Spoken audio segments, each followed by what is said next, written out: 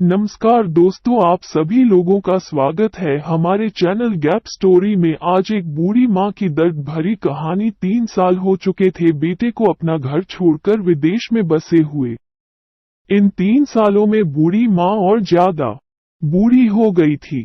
75 वर्ष की उम्र में सुलोचना देवी की याददाश्त काफी कमजोर होती जा रही थी।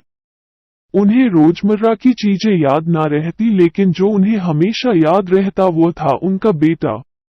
दिन हो या रात, एक पल भी ऐसा ना होता जब उन्हें अपने बेटे की याद ना आती।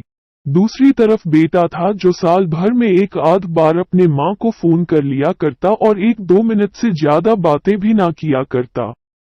फिर भी यह बूढ़ी माँ टकटकी लगाए अपने बेटे का इंतजार करती रहती। एक दिन बेटे का विदेश से फोन आया। हेलो हेलो, सुन रही हो ना माँ? अनिल बोल रहा हूँ, तुम्हारा बेटा। कैसी हो माँ? मैं ठीक हूँ बेटा, तुम बहू और मेरा पोता कैसा है? माँ ने पूछा। सब अच्छे हैं माँ। मैं अगले हफ्ते गांव आ रहा हूँ माँ, तुम्हें लेने। अब हम सब साथ में ही लंदन में रहेंगे माँ। तुम्हारी बहू कह रही थी माँ को यहाँ पर लेकर आओ, बेचारी अकेली वहाँ परेशान होती होगी। बेटे ने कहा। माँ की बूढ़ी सूखी आंखें आंसुओं से भीग गई। उसके कमजोर शरीर के नस नस में खुशी की लहर दौड़ गई।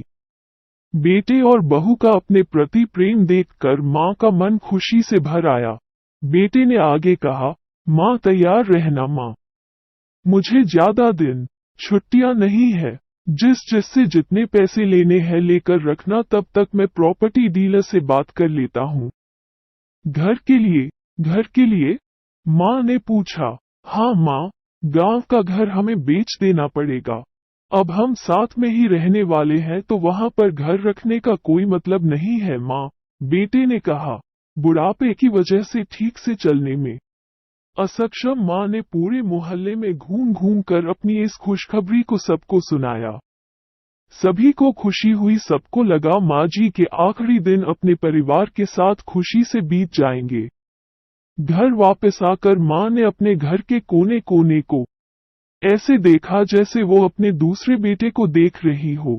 देखे भी क्यों ना, उस घर को अपने बेटे से कम थोड़ी समझा था। अपने पति के साथ 40 साल यही तो बिताए थे, लेकिन अब मजबूर थी बुढ़ापे के आखिरी साल बेटे और बहू के साथ बिताना चाहती थी। दिल पर पत्थर रखकर घर बेचने के लिए माँ तैयार हो गई। आनन फानन में बेटे ने घर को आधे दामों पर बेच दिया। माँ ने ज्यादा नहीं, लेकिन जिन चीजों से दिल लगा था उन चीजों को समेटा और बेटे के साथ टैक्सी में बैठकर एयरपोर्ट के लिए चली गई। एयरपोर्ट पर आकर बेटे ने माँ से कहा, माँ तुम यहाँ बेंच पर बैठो, मैं सामान और बोर्डिंग पास की जांच करा कर आता हूँ। वहाँ वक्त लगता है और खड़ा रहना पड़ता है, तुम्हें तकलीफ होगी। तुम यही आराम करो, मैं यूं गया और यूं आया। माँ बेंच पर बैठ गई और बेटा अंदर चला गया। काफी समय हो गया बेटा वापस नहीं लौटा। माँ सोचने लगी, ज्यादा भीड़ होगी इसलिए देर लग रही होगी। अंधेरा होने को आया, अब तो लोगों की चहलकदमी भी कम होने लगी। माँ को अब चिंता होने लगी।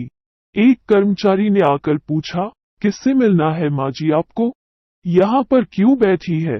डरती हुई आवाज में सुलोचना देवी बोली, मेरा बेटा अंदर सामान की जांच कराने गया है। लंदन जा रहे हैं हम। क्या नाम है माँ जी आपके बेटे का? कर्मचारी ने पूछा। अनिल नाम है मेरे बेटे का, सुलोचना देवी ने बताया। कर्मचारी अंदर गया और थोड़ी देर बाद बाहर लौटा। उसने सुलोचना देवी से कहा, माँ जी लंदन जाने वाली फ्लाइट तो दोपहर में ही जा चुकी है और आपका बेटा भी उस फ्लाइट में बैठकर लंदन जा चुका है। अब आपके यहाँ बैठने का कोई मतलब नहीं है। आप भी अपने घर चली जाए। क्या जा चुका है? और मैं घर जाऊं? घर? माँ की आंखों से आंसुओं के सैलाब उठने लगे। जैसे तैसे माँ घर पहुंची, जो अब उसका था ही नहीं, बिक चुका था। वो वही बरामदे में तुलसी के पास सो गई। घर के नए मालिक को उस पर दया आई तो एक कमरा किराए से उसको दे दिया। पेंशन के पैसों से खाना और किराए का बंदोबस्त हो जाता था। दिन बीतने लगे। कुछ दिनों बाद घर के नए मालिक ने सुलोचना देवी से कहा, माँ जी, आप अपने रिश्तेदारों के यहाँ पर जाकर क्यों नहीं रहती है? इस उम्र में आपके लिए वही अच्छा होगा। अच्छा तो होगा, लेकिन अगर मेरा बेटा वापस आया तो उसका ख्याल कौन रखेगा? मेरा बेटा बहुत भोला है, उसे अपना ख्याल रखना बिल्कुल नहीं आता। मैं कहीं नहीं जाऊंगी, क्या पता कब उसे मेरी जरूरत पड़ जाए। माँ ने कहा। दोस्तों, सच बता रहा हूँ, माँ की ऐसी बातें सुनकर मेरी आंखों में आंसू आ गए। किसी ने सच ही कहा है, पूत कपूत हो सकता है लेकिन माता कभी कुमाता नहीं होती। दोस्तों, आप सभी से हाथ जोड़कर विनती करता हूँ, अपने माता पिता की जितनी हो सके सेवा करना। उनके साथ कभी बुरा बर्ताव मत करना।